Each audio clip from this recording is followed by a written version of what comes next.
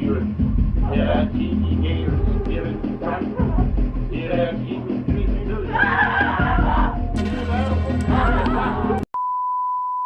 Halo semua, nama gue Topan dan welcome back to my channel.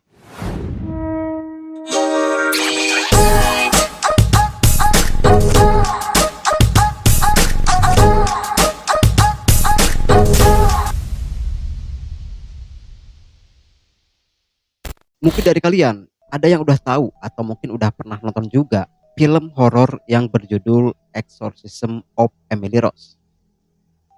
Film yang rilis di tahun 2005 ini mengisahkan tentang seorang gadis bernama Emily Rose yang dipercaya seluruh tubuhnya itu sudah dikuasai oleh iblis.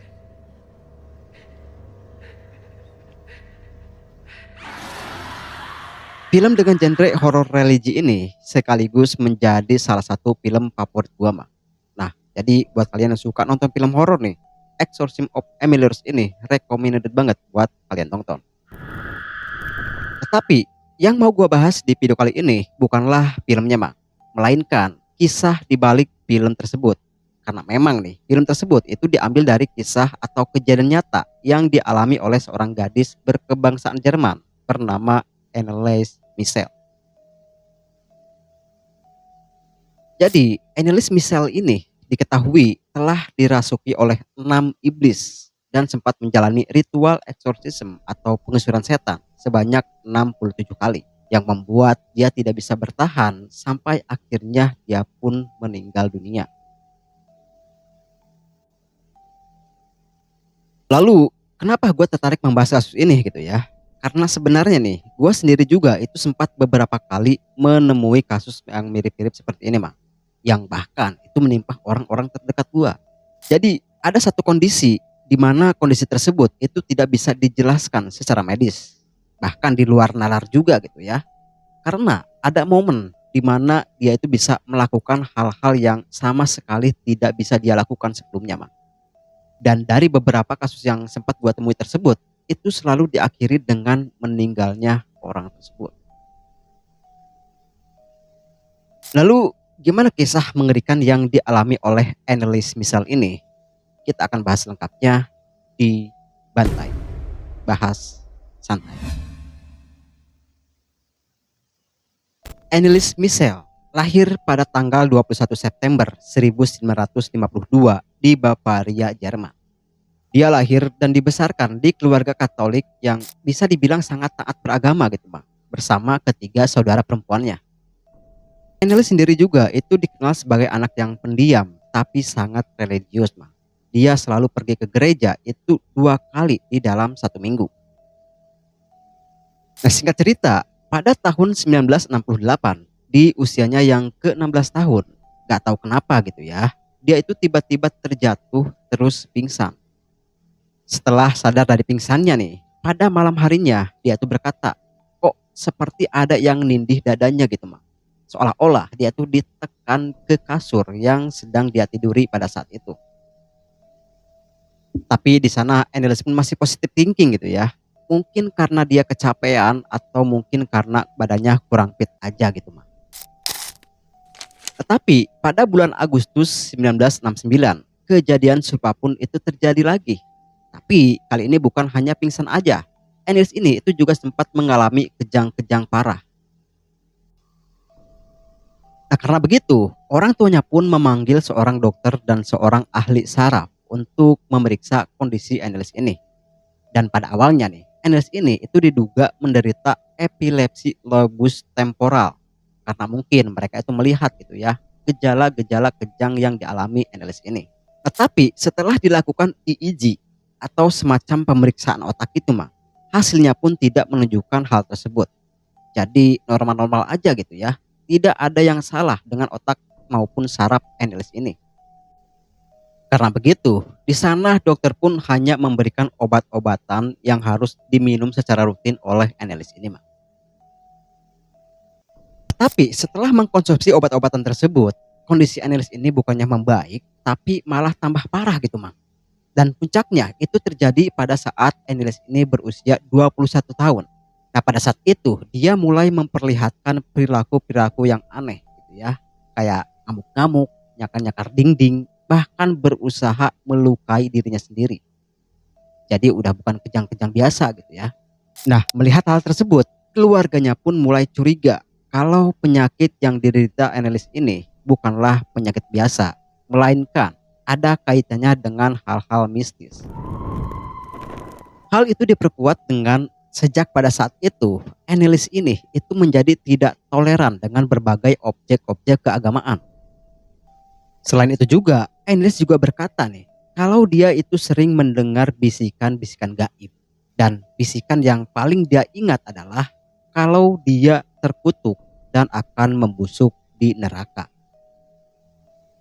Nah, makin kesini, kejadian-kejadian aneh pun mulai dirasakan juga oleh para keluarganya, Mang.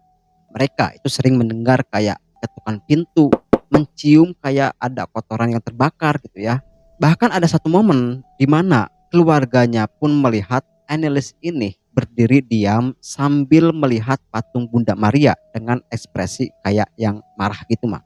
Dan di sana mereka melihat nih, mata dari Annelies ini itu menjadi hitam semua. Nah, karena begitu, orang tua Annelies ini pun memutuskan untuk mencari orang yang sekiranya bisa membantu masalah mereka. Dan alhasil, keluarganya pun memanggil seorang pendeta bernama Father Alt. Tapi kehadiran Father Alt ini pun itu lagi-lagi membuat kondisi Annelies ini pun malah semakin parah, Mang. Dan bahkan perilakunya pun malah semakin ekstrim gitu ya. Mulai dari memakan laba-laba hidup, meminum urinnya sendiri, merobek dan menghancurkan benda-benda yang berbau agama kayak salib, foto-foto Bunda Maria, patung Yesus gitu ya. Dan anehnya di sana dia itu memperlihatkan kekuatan yang bukan kayak orang normal biasa, Mak. Dia mampu melempar adik dan kakaknya kayak melemparkan boneka. Bahkan dia itu mampu menghancurkan sebuah apel hanya dengan genggaman tangannya. Di sana, Father Alt pun menyarankan untuk melakukan eksorsisme atau pengusiran setan. Karena dia itu percaya kalau Annelies ini itu sedang dikuasai oleh roh jahat. Tapi ya hal itu pun gak bisa semata-mata dilakukan begitu aja gitu, Mang. Karena ya harus ada persetujuan dari para pejabat agama setempat.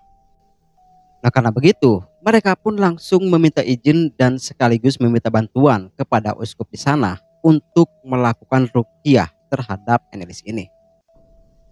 Uskup setempat yang sudah mengetahui kondisi Annelies ini pun langsung mengutus seorang pendeta bernama Father Roderick. Tapi setelah melihat kondisi Annelies ini, Father Roderick itu menolak untuk melakukan ruqyah. Ya, mungkin karena dia tuh tahu gitu ya, apa yang dialami Annelies ini itu bukanlah kerasukan biasa, Mah. Jadi intinya dia itu gak berani mengambil resiko. Jadi mau gak mau gitu ya, uskup setempat itu pun mencari pendeta lain yang bersedia untuk melakukan ruqyahnya. Dan alhasil uskup setempat itu mengutus kembali seorang pendeta bernama Arnold Renz. Dan akhirnya dengan izin uskup di sana, pendeta Arnold ini yang dibantu oleh Father Alt ini pun mulai mempersiapkan diri untuk melakukan ritual eksorsisme atau ritual pengusiran setan kepada Annelies Michel.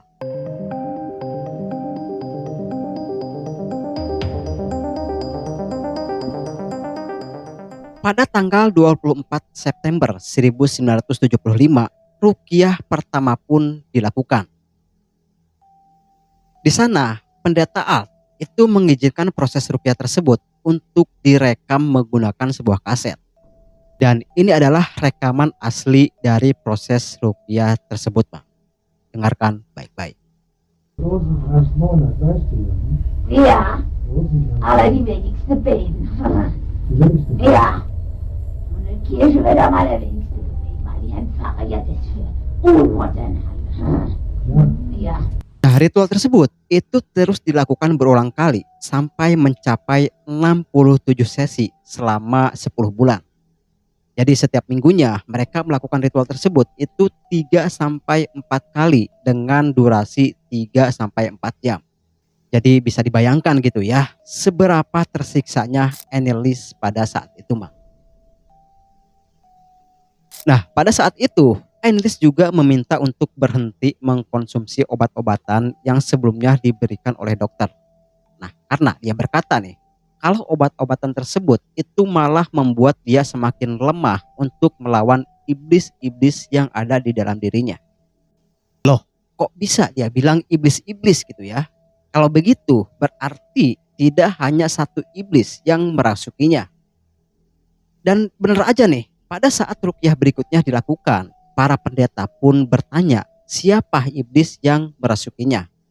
Dan inilah jawaban dari Annelies. Frag mir den Namen. Wer ist der Judas und der Nero, der Kain und der Hitler? Fünfte Mann. Das ist der sechste. Oh, den haben wir gelogen. Den habt ihr dazu gelogen. Dari iblis-iblis yang dia sebutkan tadi, satu di antaranya adalah Valentin Placement. Jadi, Valentin Placement ini adalah seorang pendeta pada abad 16 atau di tahun 1500-an yang diusir dari gereja karena perilaku buruknya, Mak. Para pendeta yang mendengar hal itu pun kayak kaget gitu, Mak. Karena sangat tidak memungkinkan kalau Annelies ini itu mengetahui tentang Valentin Placement ini. Nah, bahkan di sana Annelies ini bisa mendeskripsikan Valentin Placement ini dengan sangat detail, Mak. Setelah menjalani banyak banget ruqyah gitu ya, kondisi Annelies ini pun semakin memburuk, Mak. Dan parahnya di sana dia tuh menolak untuk makan karena dia bilang kalau iblis-iblis yang ada di dalam tubuhnya itu melarang dia untuk makan. Alhasil tubuhnya pun semakin kurus, semakin lemah gitu ya. Selain itu juga dia itu mengalami beberapa cedera yang cukup parah pada beberapa bagian tubuhnya. Karena setiap kali dia kesurupan gitu ya, dia itu selalu menyakiti dirinya sendiri dengan cara membenturkan kepalanya, menggigit dirinya sendiri, memukul-mukul badannya gitu ya. Yang membuat orang tuanya Annelies ini pun harus mengikat Annelies ini di tempat tidurnya. Pada tanggal 30 Juni 1976, ruqyah ke-67 atau ruqyah terakhir dilakukan. Nah, tapi di sana Annelies ini pun cuma berkata tolong pengampunan. Jadi kayak udah pasrah gitu, Mak. Dan keesokan paginya nih, pada tanggal 1 Juli 1976, Annelies pun ditemukan sudah meninggal dunia di tempat tidurnya.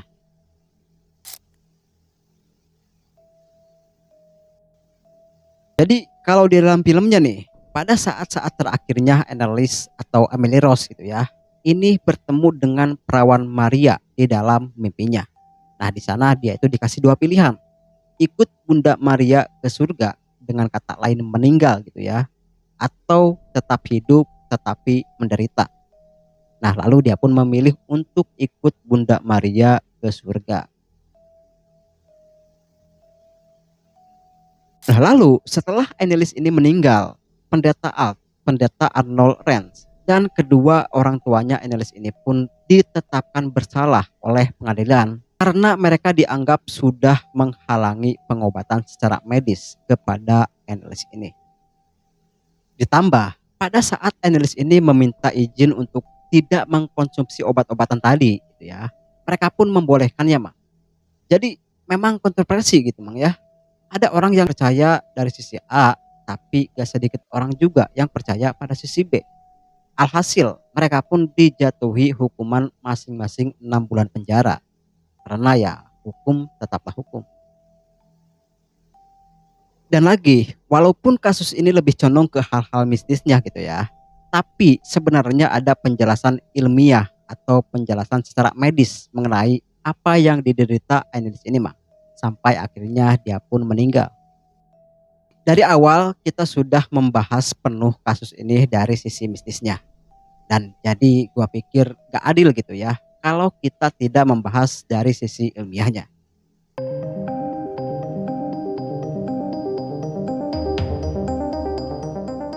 Menurut penjelasan secara medis, Annelies itu menderita epilepsi dan psikosis yang membuat dia itu selalu berhalusinasi dan sulit membedakan mana yang nyata dan mana yang ilusi. Makanya dia tuh selalu melihat sosok-sosok iblis dan selalu mendengar bisikan-bisikan yang entah dari mana datangnya gitu ya. Yang sebenarnya itu hanya ilusi dia saja, Mang. Hal ini diperparah oleh Annelies ini menyetop atau berhenti mengkonsumsi obat-obatan tadi, Mak. Jadi kalau saja dia itu tidak berhenti mengkonsumsi obat-obatannya, mungkin kejadiannya tidak akan separah ini. Lalu yang kedua, ritual pengusiran setan yang dilakukan itu malah menambah Annelies ini semakin berfantasi gitu ya.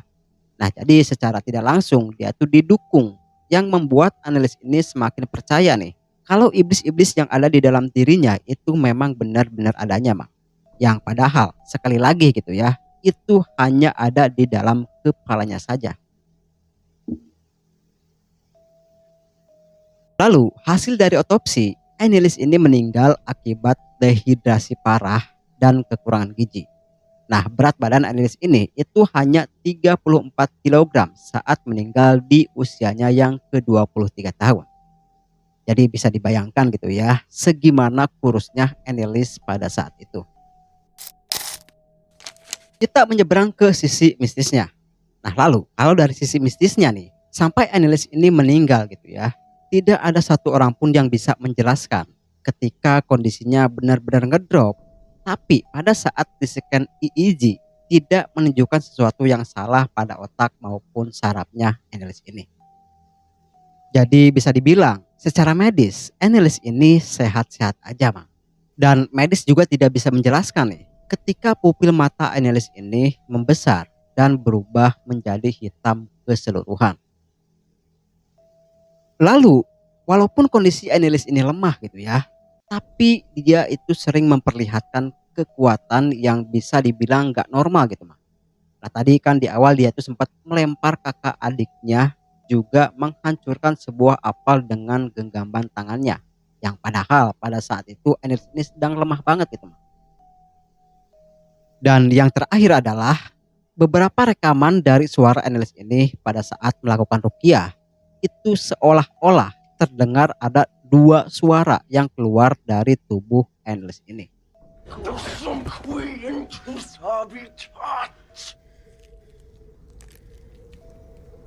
Dan semua kembali lagi kepada kalian masing-masing gitu ya. Apakah kalian percaya dari sisi mistisnya ataupun dari sisi medis maupun ilmiahnya? Tulis pendapat kalian di kolom komentar. Dan intinya, mau itu iblis, mau itu penyakit ya, semoga kita dijauhkan dari hal-hal seperti itu, Mak. Dan itulah akhir dari kisah tragisnya Annelies Michel. Terima kasih buat kalian yang sudah menyimak video pembahasan ini sampai di sini. Dan jangan lupa untuk subscribe, komen, dan share video ini ke teman-teman kalian. Like video ini kalau kalian suka dan dislike video ini kalau kalian gak suka. Dan jangan lupa untuk nyalain lonceng notifnya, karena akan ada banyak video-video pembahasan lainnya dari channel ini yang pastinya akan sangat seru untuk kalian simak. Gua Topan dan sampai jumpa di video-video pembahasan berikutnya.